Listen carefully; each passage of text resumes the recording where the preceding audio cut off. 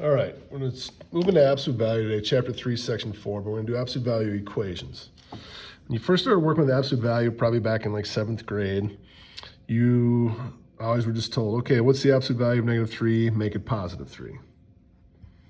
All right, what's the absolute value of 6? Just make it +6. And you always just said, okay, negatives become positive and positives stay positive. Well, most good teachers would tell you that the definition for absolute value is the distance it is from 0. So if we had a number 6 here, the distance from 0 to 6 is 6 units. And same thing here, the distance from -3 to 3 is 3 units. That's the true definition of absolute value. Well, now we're going to start solving equations where there's a variable inside the absolute value. So we ask ourselves, what value of x makes this true? And most kids right away say, oh, x equals 5. Well, 5 is 5 units from 0. That's true. But a lot of kids forget about -5. All right. -5 is also 5 units from 0. So this is going to have 2 answers.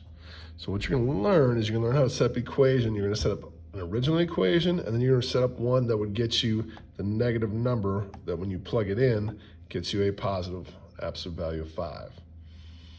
All right, so this is kind of set up, and I'm going to go through 3 examples with you to help you maybe understand a little bit better. We'll start with our first one here. It says the absolute value of 2x minus 7 is equal to 19. So what I'm looking for is I'm looking for the numbers that I can plug in for x. So when I multiply by 2 and subtract 7, I get both a 19 and a -19 because the absolute value for both of those numbers would make it a positive 19. Now the trick is, it's pretty simple, is just write the original equation just like you see it, 2x minus 7 equals 19, but then also write another equation and say, hey, what happened if I made that a -19? What will cause that? So now we solve each equation individually. We'll do the same operations to both. We'll add 7 to both sides of each equation. Okay. I'll get 2x equals 26 for the first equation. And then over here, I'll get 2x equals a -12. Then I have one step left in each one. I'm going to divide by 2. I'll get x equals 13. If I divide by 2, I'll get x equals -6. So here's what would happen. If I plug the 13 back into there, I'd get 2 times 13 is 26, minus 7 is a 19. Absolute value makes a 19. The one people forget about is the -6. 2 times -6 is -12, minus 7 is -19.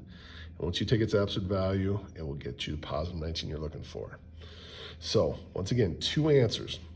The mistake is people solve this equation, they go, okay, 13 and -13. Nope, we have to make 2 equations from the get-go and solve them individually. All right, I would like you guys to try this next one here.